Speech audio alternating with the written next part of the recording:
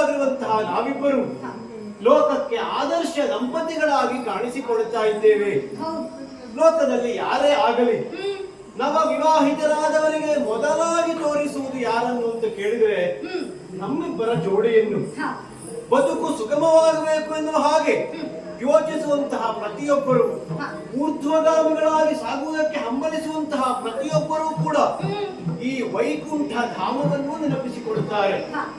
ಲೋಕದಲ್ಲಿ ಪುಣ್ಯವಂತರು ಎಷ್ಟು ಜನ ಇಲ್ಲ ಹೇಳು. ಪುಣ್ಯ ಸಂಗ್ರಹವನ್ನು ಮಾಡಿದವರಿಗೆಲ್ಲ ಸ್ವರ್ಗಲೋಕ ಪ್ರಾಪ್ತಿಯಾಗುತ್ತದೆ ಅಂತ ಹೇಳುವುದಕ್ಕಾಗುವುದಿಲ್ಲ. ಸ್ವರ್ಗಲೋಕ ಪ್ರಾಪ್ತಿಯಾದವರಿಗೆಲ್ಲ ಬ್ರಹ್ಮಲೋಕ ಸಿದ್ಧಿಯಾಗುತ್ತದೆ ಅಂತ ಹೇಳುವುದಕ್ಕಿಲ್ಲ. ಬ್ರಹ್ಮಲೋಕವನ್ನು ಸೇರಿದವರೆಲ್ಲ ಈ ವೈಕುಂಠಧಾಮವನ್ನು ಕಾಣುತ್ತಾರೆ ಎನ್ನುವಂತಹದ್ದು ಇಲ್ಲವೇ ಇಲ್ಲ.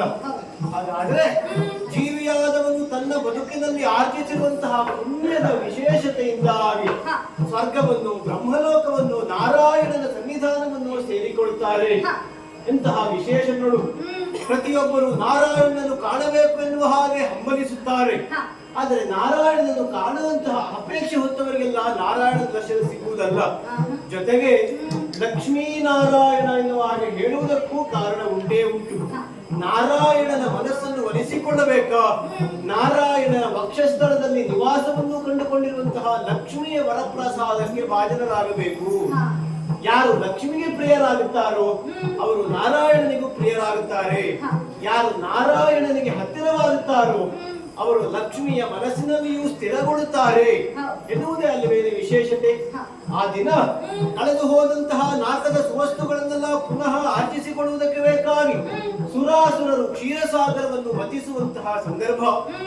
ಜನಿಸಿದಂತಹ ಅನೇಕ ಸುವಸ್ತುಗಳ ಸಾಲಿನಲ್ಲಿ ಲಕ್ಷ್ಮಿಯೂ ಕೂಡ ಒಬ್ಬಳಲ್ಲವೇನೆ.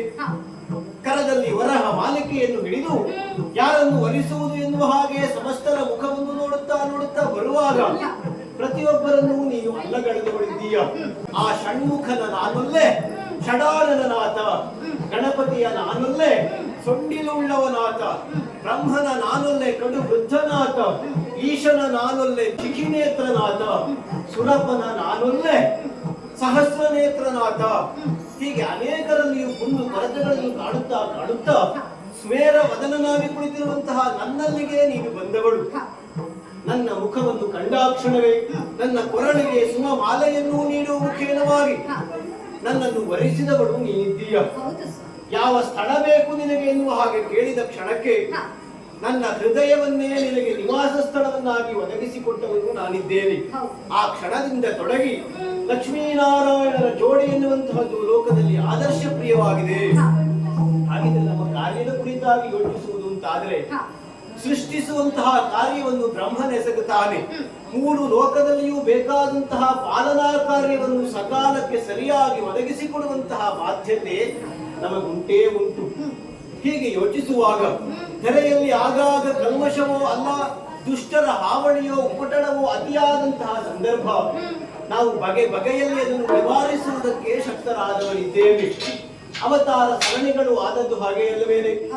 ಭೃಗು ಪತ್ನಿಯನ್ನು ಶಿಕ್ಷಿಸಿದೆ ಎನ್ನುವಂತಹ ಕಾರಣಕ್ಕಾಗಿ ಕ್ರುದ್ಧನಾಗಿರುವಂತಹ ಭೃಗು ಮಹರ್ಷಿ ಶಾಪವನ್ನು ಕೊಡುವುದಕ್ಕೆ ಮುಂದಾದ.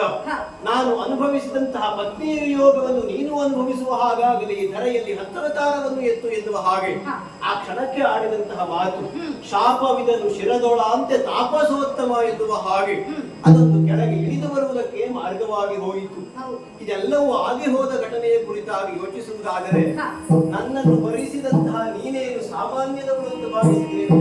ಓ ಸಿರಿಯು ನೀನೇ ಮಜ್ಜನಯನೆ ಸುಗುಣೆ